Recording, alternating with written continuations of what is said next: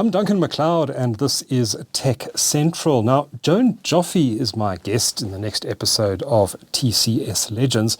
But before I introduce you to her, I must tell you that TCS Legends is powered by Mitel. For all your unified communications and customer experience needs, do visit them at mitel.com. Now, Joan Joffe is a very well-known figure in the local technology industry. She played a pivotal role in introducing personal computers into the South African market, including the original IBM PC. And she was also intimately involved in the launch of the cellular network Vodacom in South Africa, amongst many other ventures. So I'm really pleased to welcome her into the studio today. A real legend. Joan Joffe, welcome. Thank you. Thank you very much. Thank you. Great. Joan, I think many people might not know that you actually were at one stage a tech journalist. You were a writer for Finance Week, if I'm not mistaken. Yes, I've worn a few hats in my time. I did write the technology section for Finance Week when I was sitting out restraint of trade.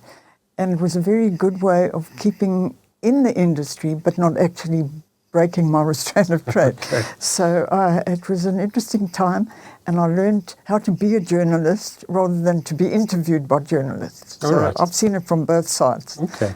So when were you at Finance Week? It was in the early 1990s. Early 90s, Yeah. Okay. So what was topical in the early 90s?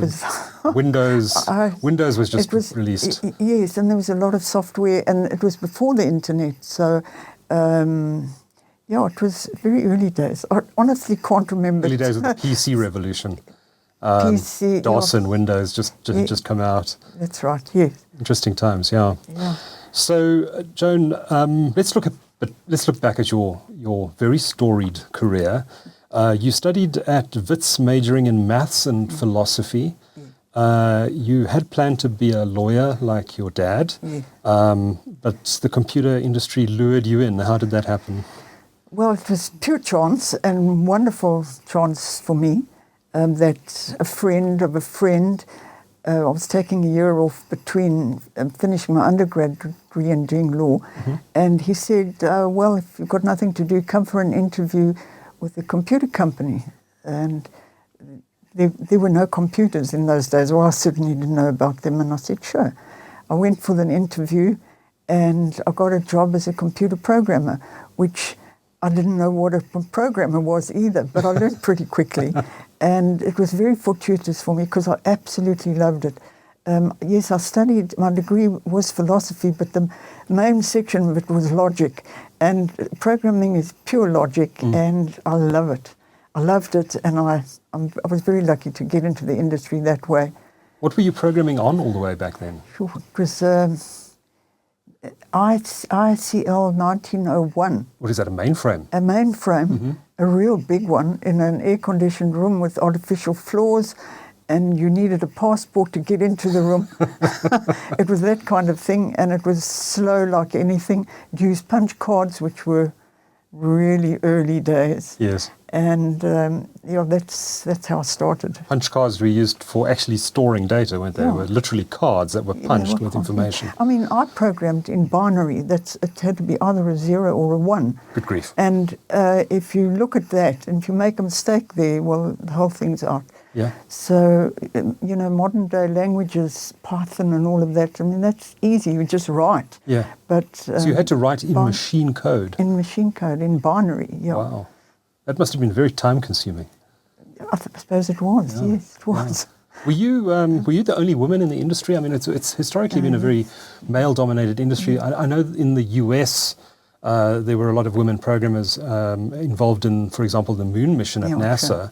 Sure. Were there other female programmers in South Africa? Well, that NASA thing was much later. I mean, when I got into the industry, when I got into the industry, it was unheard of that a woman was in any kind of job like that. Oh, wow.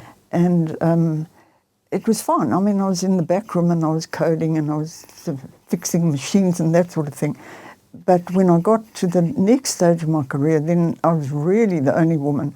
And I always say it was fantastic, actually, because, what is marketing? It's all about differentiating yourself from everybody else. So there I was a woman. There were no other women in the industry. I never got refused an interview. I never got refused a sale, or hardly ever. Nobody ever swore at me. Nobody ever slammed the door in my face. So it was great. Yes, I was, I suppose, a pioneer. Yes, I was. Yeah, yeah. And it's still quite male-dominated even today. Yes, although it's changed a lot. Yeah, it has changed a lot. And there are a lot of women in the industry now. Yeah. I'm not talking about programming, which there are a lot of women in programming. Sure. But I mean, generally in the IT industry, there are a lot of very good people. And of course, during the course of your career, you went on to inspire a lot of women to choose careers in tech, and they still seek out your advice today. And we'll talk a little bit about that a bit later in the show. But let's look at those early days. I believe that one of the first projects that you were involved in as a programmer was a computerized payroll system for what was then SA Railways, today part of Transnet. Tell us about that project. Good. I mean, it was, when I think about it, it was a gigantic project. Of course, we had a team working on it, but I was very involved and in the section that I was working, and it was a great learning experience. And I think in the end, the whole thing worked. The system worked, which was remarkable. And it was a great experience. Yeah. So tell us about the system that was developed. It was the first computerized system for payroll in the railways. Yes. What did it allow the railways to do that it wasn't doing before? Well, I suppose it allowed them to pay their salaried personnel more efficiently. I mean, it's so, when you think about it, how HR is today and payroll systems, I mean, it really was pioneering work. Yeah. Okay, I was only a section of that. I didn't write the whole section, but it was quite significant in its time. Was it all paper-based before that? It was. All manual paper-based processes. Yes, sure. Yeah. And I guess a lot of that sort of computerization was going on in South Africa at that time, with many companies actually deploying computer systems for the very first time. Yeah, that's right. I mean, it was a revolution from manual to computerized systems. Yeah. And I mean, there's been huge progress since then, but that was the first step. Okay. You later got married, Joan, and you moved with your new husband to the US. Tell us about that adventure. Well, that was wonderful. I mean, we got married, and my husband, Shaki, was studying at Stanford University. That's in Silicon Valley. Yes, in Palo Alto. Which was probably quite underdeveloped back then. Yeah, it was early days, and I was very fortunate. I also studied at Stanford. I studied computer science, which, coming from South Africa, the maths that I matriculated with, that I did my degree in, was kind of high school stuff for the kids. For Really? the people at Stanford. I mean, it was it was very challenging, I must say, but it was a great experience. And and then we moved to San Francisco, where we both got jobs. Okay, and this was in the 1960s? 1960s. It must have been a fascinating time to be there. I mean, that was the height of flower power and the hippie movement, and Woodstock was coming. Yeah. San Francisco was great. I mean, it was really a wonderful city. I don't know what it's like. I haven't been there back lately. Oh, it's not as good. No, it's not flower power anymore. No. It's more drug power, I think. Exactly. Oh, gosh. No, it was wonderful, and I mean, great experience. My first job there was with Wells Fargo Bank as a programmer, which was interesting. And then Wells Fargo was bought by Bank of America, so then I worked at Bank of America, and then I moved to Standard Oil of California, which was great. I mean, the experiences were fantastic, working with people there, and in that area. Then I was a methods analyst. I moved up from being a programmer to being a methods analyst, and spent a couple of years there, and then we came back to South Africa. Okay, so when did you return? It was about 1965, I think. 65, okay. Yeah. So you left before the moon landing and all the rest of it. Long before. But what was the culture like in San Francisco in the 1960s? It must have been a fascinating time to be there. It wasn't anything spectacularly different. It was a very cultured experience with a lot of good opera and theatre and that sort of thing, music. And it was nice. It was nice to be there. Yeah. Okay. And you took a job with IBM once you came back, is that right? Yes, when I came back, I got a job with IBM as, I think I was a systems analyst by that time, And I remember they had downtown premises with a huge mainframe still, and it was now magnetic tape. So you had these huge rolls of magnetic tape that you had to fit in, and then you had to play. Gosh, it was so primitive. But anyway, it was nice to work for IBM. It was very nice. So were you involved in client projects and that sort of thing for IBM? Yeah. Okay. And then you moved to HP. Yeah, also fortuitously a friend of a friend said, hey, why don't you come and work for Hewlett-Packard? Okay, because they were just launching their desktop computers, which were desktop accounting machines, basically. So I went Grown-up calculators, basically. Well, yes. So I went for that interview, and the CEO, I think it was at the time, said, look, Joan, it's a very long selling cycle between trying to sell the desktop computer and the order coming through. He said, why are you waiting that out? Why don't you try selling our new HP calculators, which we're just launching? So this was now an offer to sell, which I'd never done. I'd always been programming, enjoying being quiet and loving the technology and loving the logic of it all. I said, okay, yeah, why not? And then, that was pure luck, because I joined HP, and they had offices in Braamfontein on the second floor of the building, and they launched the HP 35 calculator, which was revolutionary in its time. I think I even remember that one. Can you? Okay. I think so. I think my dad might have had one, actually. Anybody in engineering, surveying, he was an engineer. Technology, anything, you had to have an HP calculator. So my first sales call was with an HP 35, I think it was, to a gentleman called on the East Rand. Yeah. I can't remember his name. But I was so nervous the night before I was going to his office that my husband and I role played. He was the customer and I was selling. And he said, well, this is how it works and this is what you do. So I get to, his name was Mr. Murphy. So I get to explosive engineering on the West Rand somewhere. And I get to his office, and big desk, I remember, and I'm sitting there and I take out the calculator and I say, you press this button to get the sine and this button to get cosine, and this is what. And he said, no. He said, I don't want to know how it works. How much is it? And I said, whatever it was.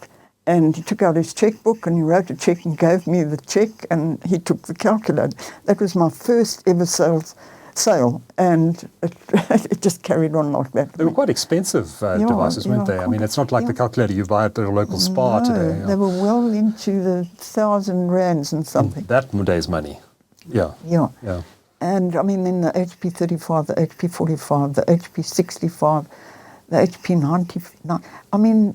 They were amazing tools. And if you needed that kind of thing, you had to have them. So, I used to load up my car, the boot, these boxes of HP calculators. I used to leave early in the morning, go East Rand, West Rand, North, South, because I had the whole of basic Gauteng as my territory. Yeah. And I used to sell everything, come back with checks, load up for the next day.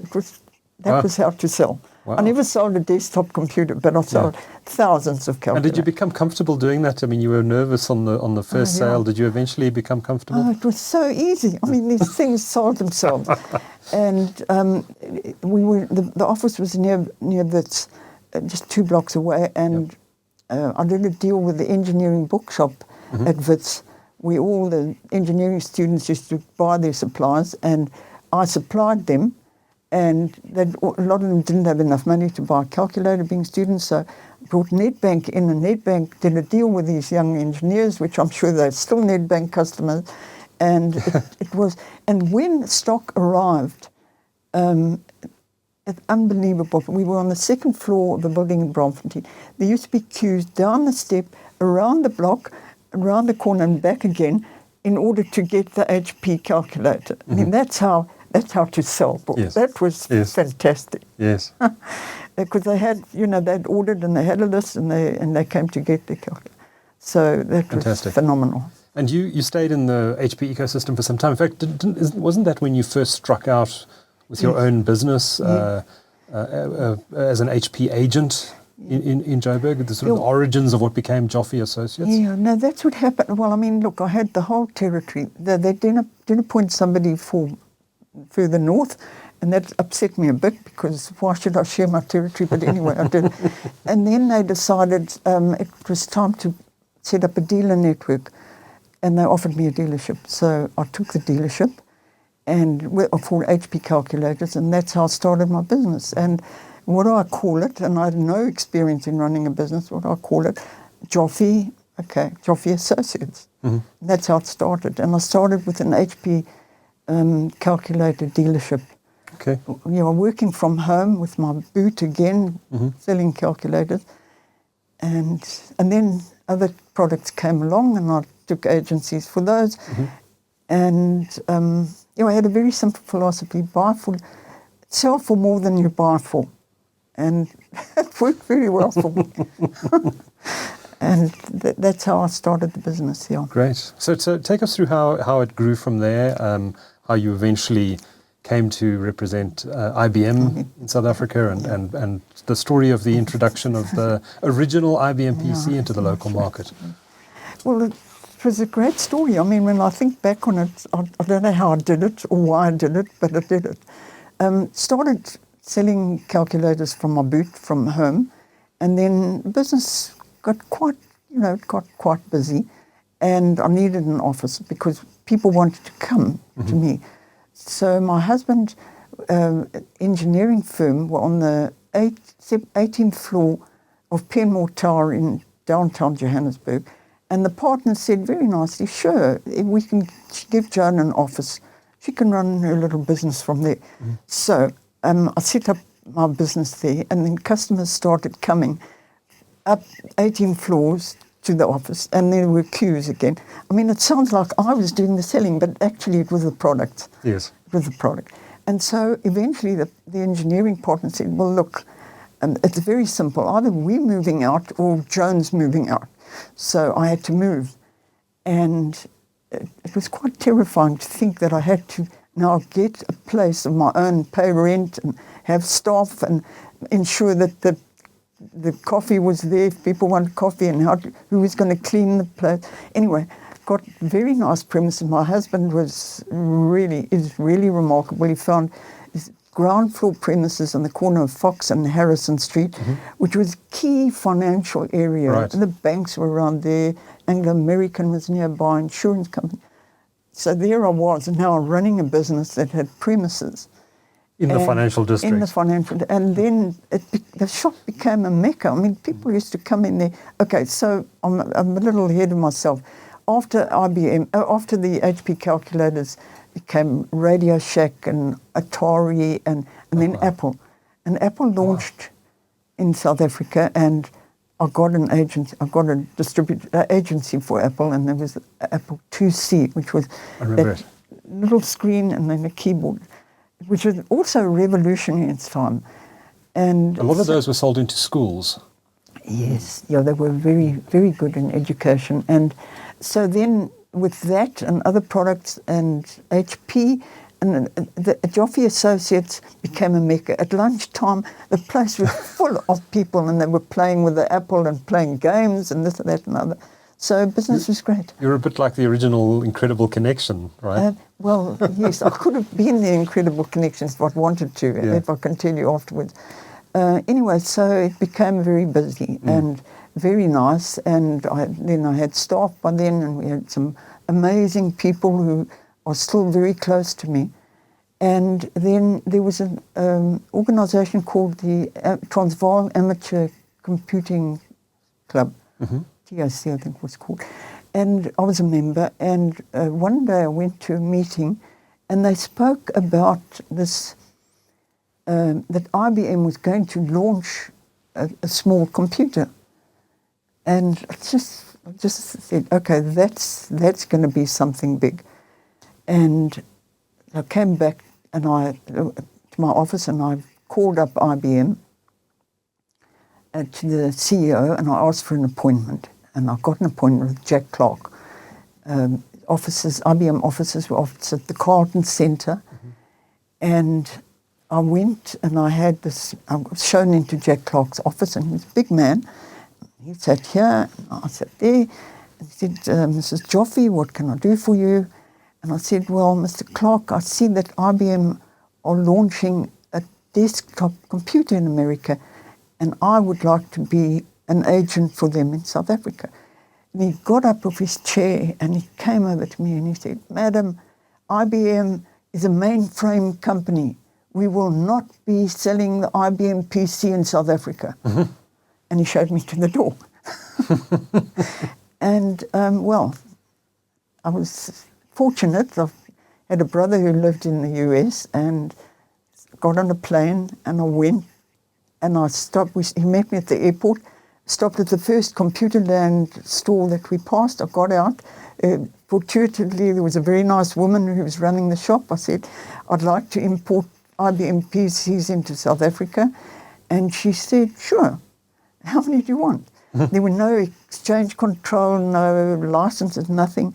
So I brought IBM PCs into South Africa. Through Computerland? It was a Computerland shop. Okay, okay. And how many did you bring in initially? I brought in 10. 10? And they arrived, and my technical man, Carlo Pagani, who is fantastic and who was one of the mainstays of my business, we unpacked these computers, and we had to fit in the memory chips onto the PC board by hand, and sometimes they twisted and broke, and it was quite dramatic. Anyway, we got them working mostly, and started to sell IBM PCs. And we were in this wonderful location, and we put up a banner outside the building, front door, IBM PCs available here. Mm-hmm. Well, I mean, if people had come before, you can imagine. And it was a small area, it wasn't a big shop. So, that's how we started. And IBM were not at all happy. They didn't like it. I'm sure. So they sent their lawyers to me and said, look, you can't put up that banner. You're using the IBM logo. It's not allowed. So we took the banner down, just changed the logo a little bit and put it back up again. Mm-hmm. And that was that.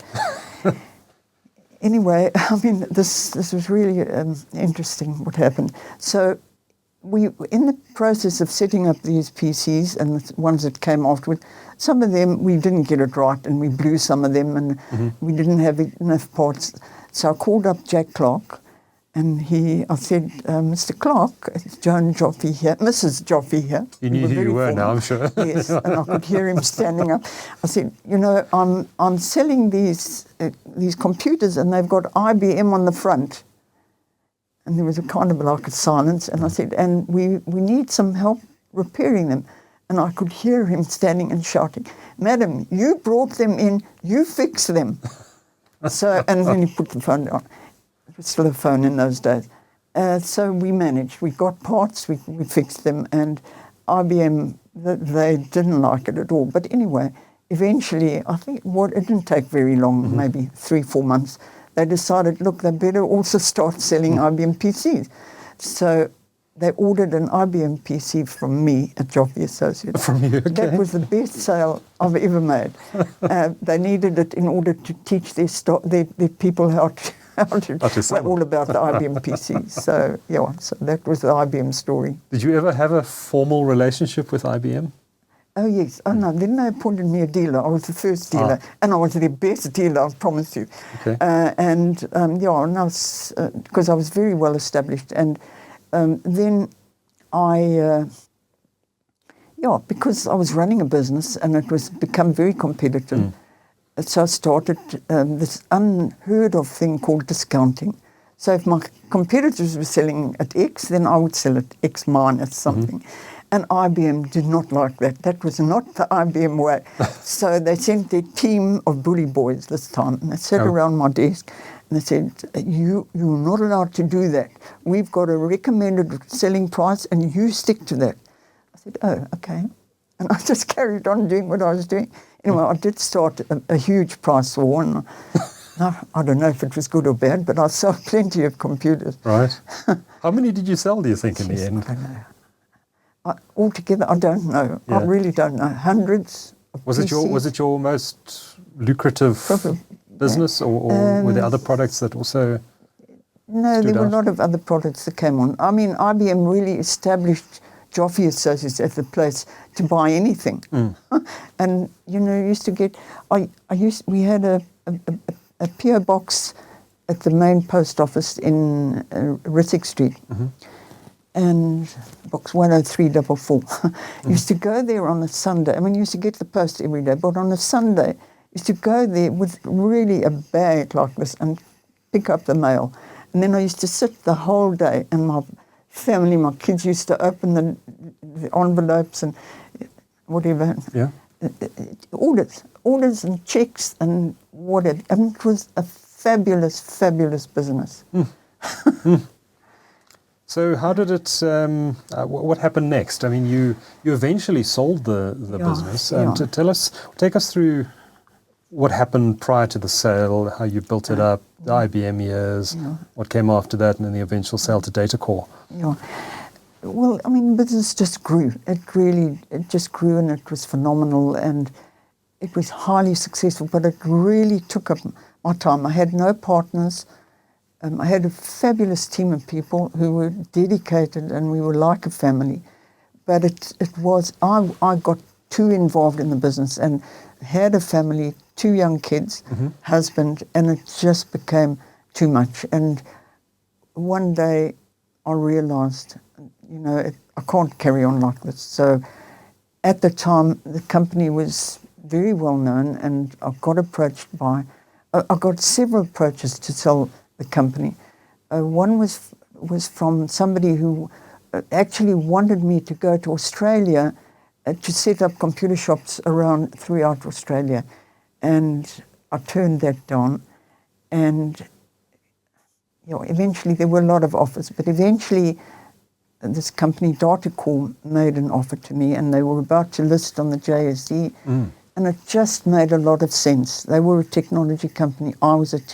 I needed them, they needed me. So I sold the business to DataCore and followed then the most unhappy few years of my life as I left my wonderful team of people in our downtown premises to move to DataCore's head offices, where I didn't fit in, where I didn't feel comfortable in that corporate environment, and it was very unpleasant. Who did DataCore own? I remember the name.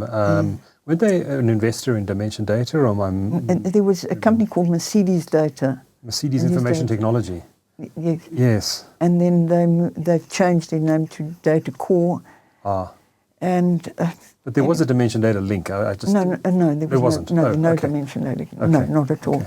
And they listed, and it was a brilliant listing, 100% oversubscribed, and hey, it was great. I was in this situation, but I was very unhappy, very unhappy. And eventually I resigned. I didn't even go through a process of, negotiations when I left. And they ruined the Joffe Associates business. They put in people who were nothing like me, and my staff, it didn't work. And business just collapsed. And it was very unfortunate.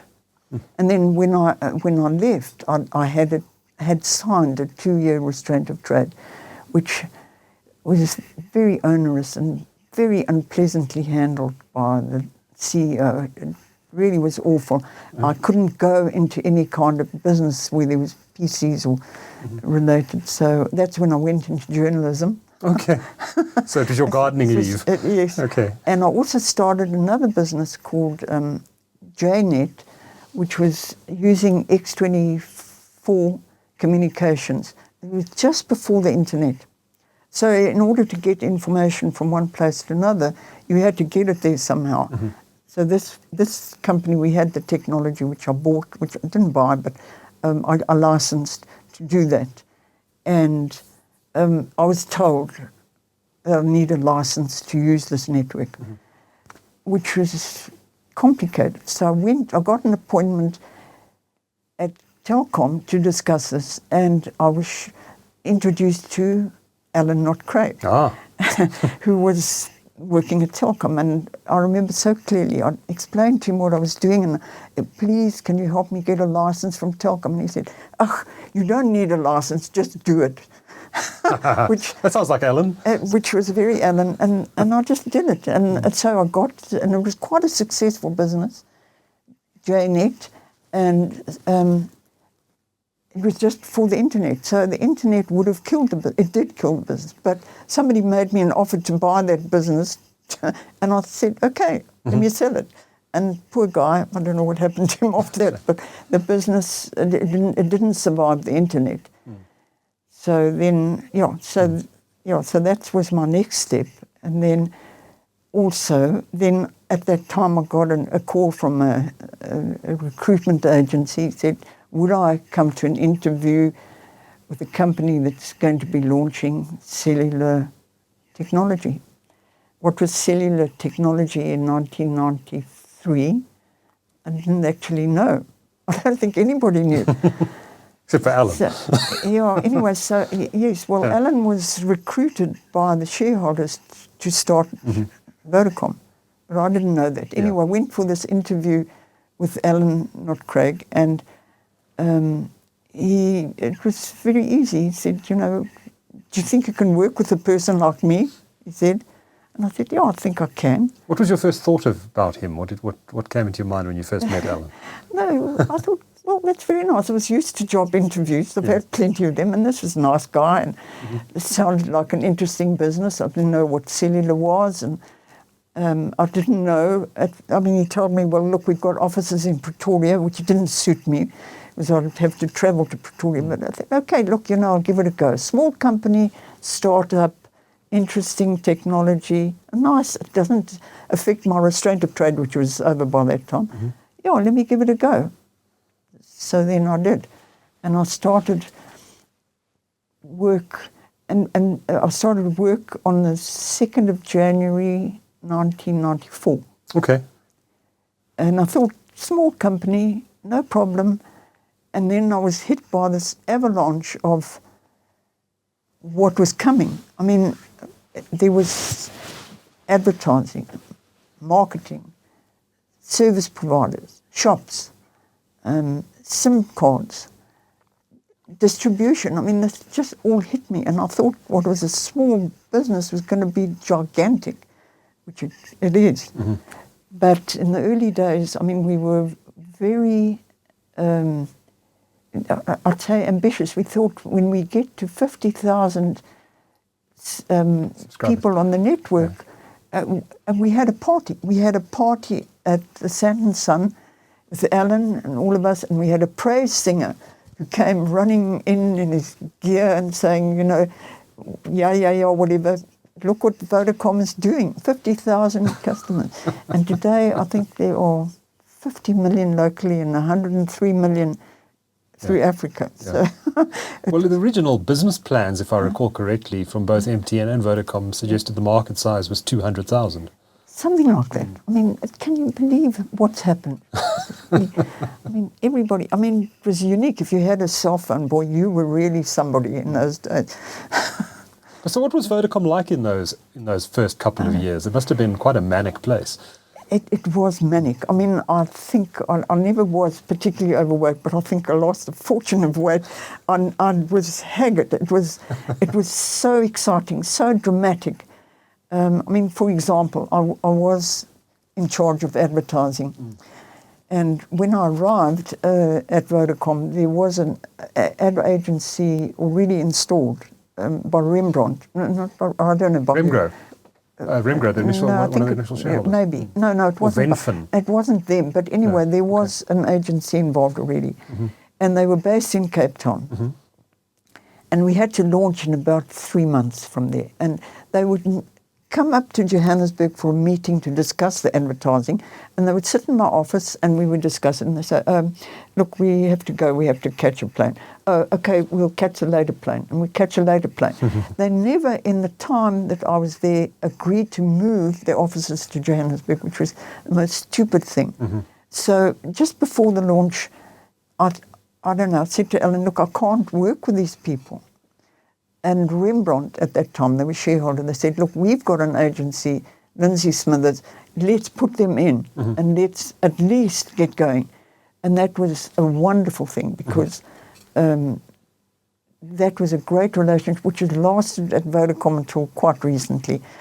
And you know, the early day advertising was scary, but it was fun. It was very memorable. I think everyone remembers Michael Pinner, and there was Michael De Pinner, I think it was, and Professor, I forget his name. Pankoli Amatoso. Yes. So, so the first ad that Lindsay Smithers came with, and I was sitting in the boardroom with Alan and a few other people, and they showed this ad with a black man, professor of English, Amatoso, we didn't know that at the time, sitting there with a little wire windmills, and this white guy with a ponytail and his girlfriend getting out of the car, and, you know, how much are they? And slams the car door, and then eventually he can't open his car, so Amatoso says, hello, Vodacom.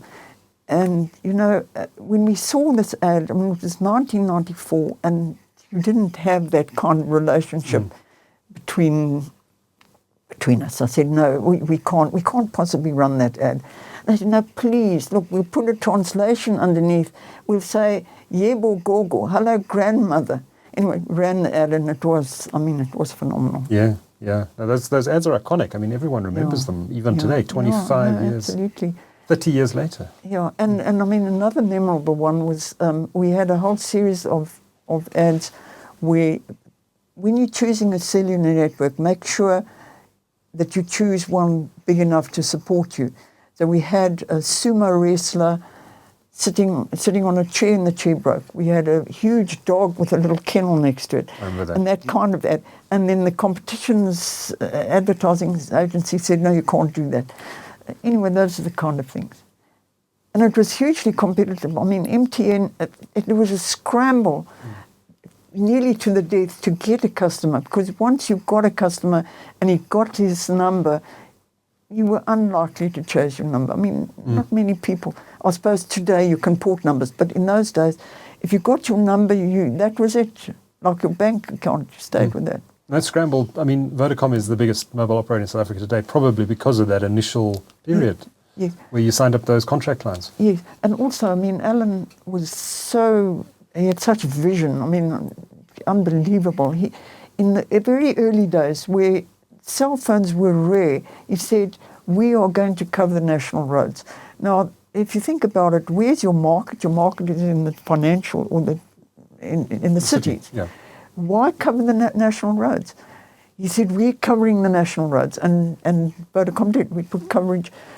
So everybody who was travelling to the Cape for the holidays or to Durban for business or whatever, they had to be on Vodacom because MTN didn't have that. So anyway, it was hugely competitive, and I was in the midst of this competition. I mean, you had a colleague at MTN who Jacques Shellshop. He was kind of in the similar role to you at MTN. Yes, we were bitter enemies. I mean, in the end, we were good friends, but in the beginning, I mean, he was really cheeky. He got a blimp said MTN, the better connection, and he flew it across my window. That's hilarious. And that kind of thing, you know, it was really, I mean, and we had time tests, and I think MTN crooked on the time test. But it was fun. It was ugly. It was ugly. It was very ugly, but it was fun. It was good. Yeah. Interesting. Yeah, and I remember the national roads. I remember when that was announced, and then MTN followed you quite soon after because they had no choice. They had to, but we got in first. And still today, if you drive down the national roads, you'll see a Vodacom tower, and next to it an MTN tower. Oh, really? Yeah. Okay. If you go to Durban, there's two towers every so often. There's two towers, and those were built in the mid-90s. Yeah, that's right. And Alan was, I mean, he was just phenomenal as running the company. It was just amazing, and he took it personally. I mean, if a customer would phone and say, I'd keep dropping a call somewhere, wherever it is, he'd take me basically by the hand and say, come, show me where. And we'd go, and then he'd call his engineering and say, look, we need coverage over here. That's the way he ran the business, like it was his own, you know, really hands-on. Those road tests, or war drives, or whatever you want to call them, they did in the early days. I remember chatting to Peter Ace, you would go on to take the reins at Vodacom from Alan. Yes. And he told me about how they would drive all over the place, Yes. testing signal and Yes. feeding back to the engineers. Exactly. It's unusual to see that sort of involvement by a Hands-on, CEO. Sure. No, it was amazing. I mean, that was how the company was built, and that's the basis for how it is today. And it's got, I think, the same ethos and the same hands-on. Although it's big hands today. Yeah. I guess he also had a free hand in that there was no controlling shareholder effectively in Vodacom in those days. He would play off Telkom against Vodafone. No, that's right. And ultimately would have what became Venfin guys working with him and siding with him on a lot of the stuff. So he actually got his way, even though his biggest shareholders didn't always agree with him. Yeah. Look, Vodafone, I think, were great investors. I mean, they shared a lot of technology. They sent a lot of people out to work with us, and a lot of trips to Vodafone. And Rembrandt, I know they put one of their top financial people in to run the finances in Vodacom. Which was that Leon? Leon Krauss, yes. And I mean, that was such a stable, amazing appointment. So Alan had good shareholders and he had good people. And that's how the business was so good, I think. Yeah. And it grew rapidly. Tell us about some of the more memorable events that you recall from that time, and some of the events. Meeting Mandela. Tell us about that. Well, it was 1994, and the ANC government was there, and everybody was scrambling to be on good terms, and it was great because we met people, and it was very nice. Anyway, one day I was driving to work on the freeway, and I got about halfway, and I got a call from Alan, and he said, "Where are you?" I said, "I'm on the freeway." He said, "Well, turn around and go to Mr. Mandela's house, President Mandela's house. You're there for breakfast." So, okay. So I got off the freeway. I couldn't say no. How could I say no? No. So I went to Mandela's house, and there was security outside. And they were expecting me. Open the door, go inside. There's President Mandela, and wonderful, warm, very nice. A few other people there. Jeremy Ord from Dimension Data, a few other guys. And we sat around Mandela's breakfast table, and we had breakfast, and we chatted. And after breakfast, and he was very friendly, and after breakfast he went round the table, and I was the first one, and he said, "You, Vodacom, I want a school and a clinic in Botswana. And Dimension Data, you do this, you do that, you do that, you do that." Okay, yes, sure. So, I can't say no. No, anyway, so that was my introduction to him. And I went back to the office, and the next day, I was called to go on a helicopter with Stella Sikhau, who was a minister of something or other, and to go to the Transkei, to land, to meet the chief of the area there, to show us where Vodacom had to build, which we did. I mean, that was Mandela's wonder. He knew how to get to people. He knew how to ask, and it was a great relationship. And I mean, I met him many, many times after that, and he always embraced me, because I think that he actually saw a dollar sign embroidered on my forehead. That's not fair, but anyway, sure. I was in that position where we had a nice amount of money to give to charity, which we did. And that was the beginning of the Vodacom Foundation, which, it was, I was very honoured to be the first chairperson of the Vodacom Foundation. And it's a great organisation. It was early days of charity, CSO, and it's done wonderful work, and I'm very proud. One of the proudest things I am of the fact that I was there right at the beginning. Of the Vodacom Foundation. What are some of the most memorable projects you can remember that the foundation was involved in? Gosh, well, I mean, there were many. There were education, school projects, and in the beginning, I mean, there were so many requests. You can imagine everybody, every entity wanted money, wanted a donation. And I mean, the lines used to get flooded, and eventually, I was only in that position for a year before I left Vodacom, but eventually that decided on health, education, security, and I'm not sure what the other one was, but that was the focus. And I think it's even refined today, more refined. It had to be. I mean, you couldn't cope otherwise. Sure. Yeah. Okay. So how long were you with Vodacom for? When did you 10 eventually years. leave, and why did you leave? Why did I leave? Okay, well, I think you've got to know when it's enough, and I knew when it was enough. I actually resigned a few years before I left because I had a very nice offer from a women's empowerment group called Nazala, which was really a startup black women's empowerment group, and I could have gone there, and I was actually going to go there, and it was actually I was having a big birthday party. Oh, it was the opening of Voda World. Oh yes. The very first event was my birthday party. I'll tell you, I turned 60. Okay, and Alan said very generously, "Look, have your party at Voda World, and invite your friends. And by the way, we've got Vanessa May, the violinist. She's coming to give a concert, the first concert at Voda World.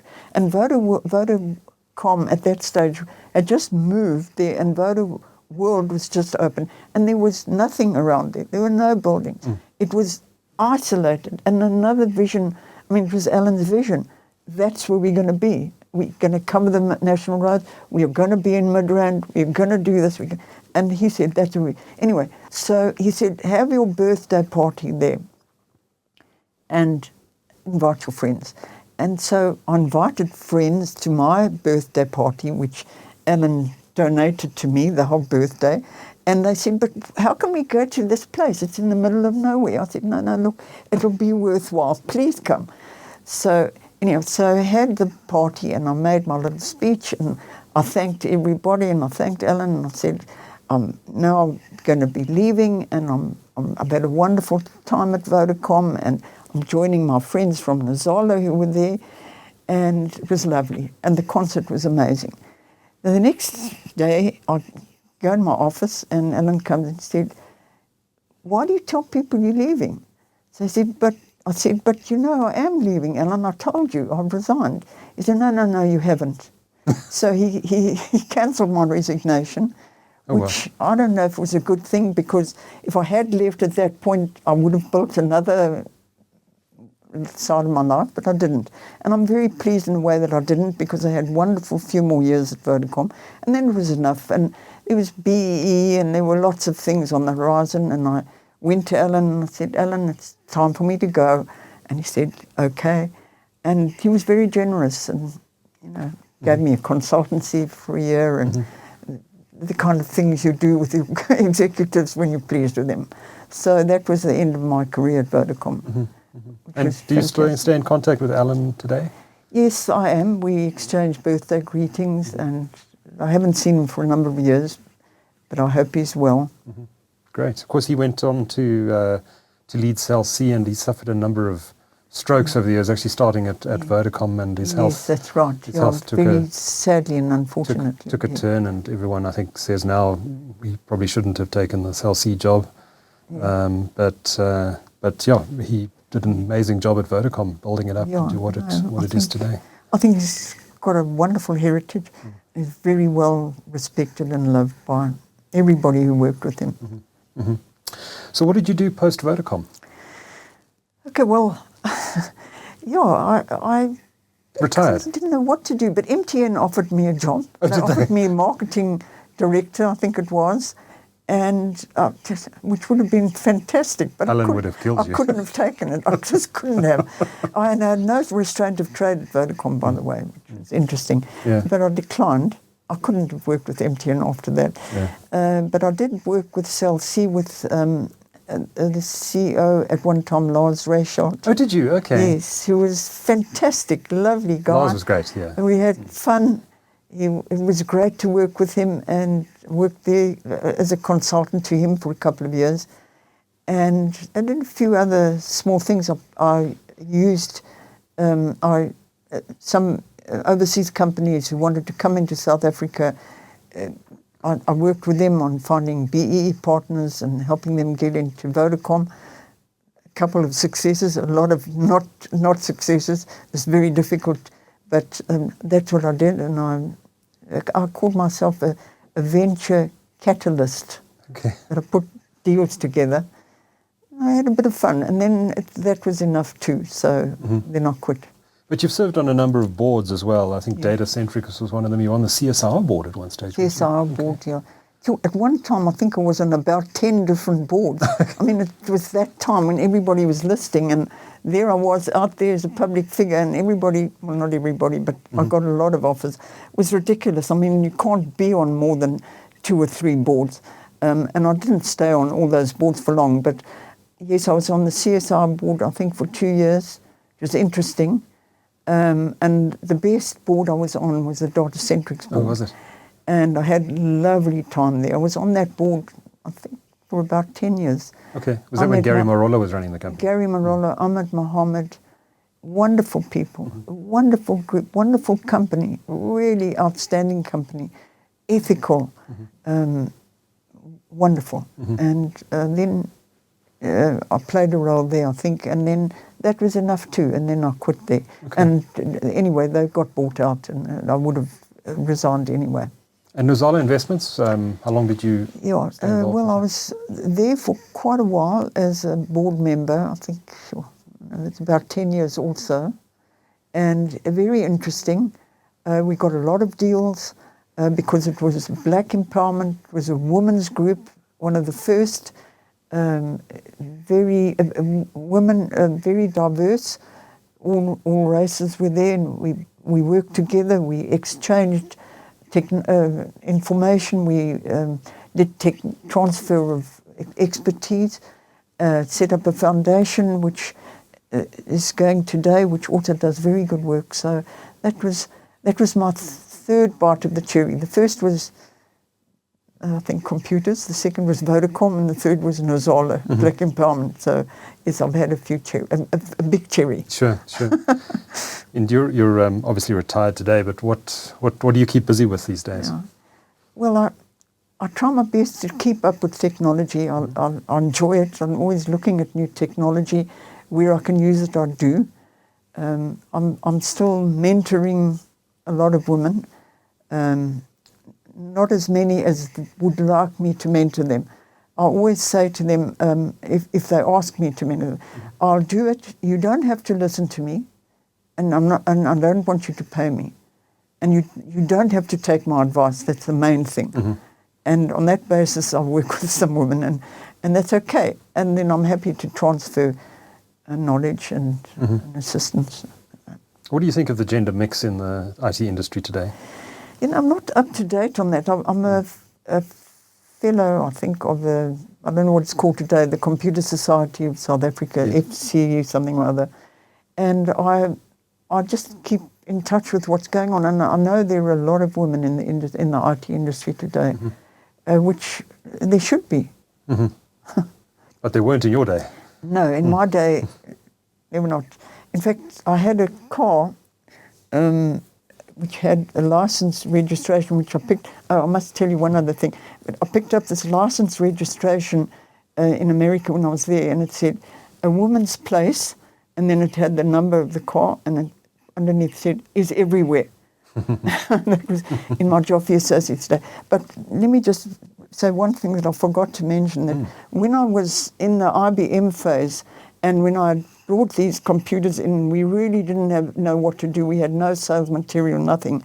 I went to the US on a visit and to actually get some information.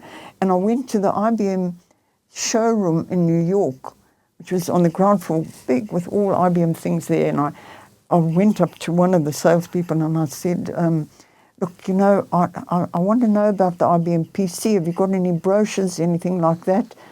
Can you help me? And he said, look, you know, where are you from? I said, South Africa. He said, you know, there's a lady called Joan Joffe in South Africa who probably knows and probably can help you. So I just had to mention that because... And did you tell him you were Joan Joffe? I didn't. You didn't? Because I needed the brochures. Anyway. Yeah. That's very funny. So where did I get up to? Okay, so that was, so then I finished my business career and I'm kind of, I'd say I'm retired and very happily retired. You know, I look at people sometimes and they're still in business and they're still in the industry and they're still competing.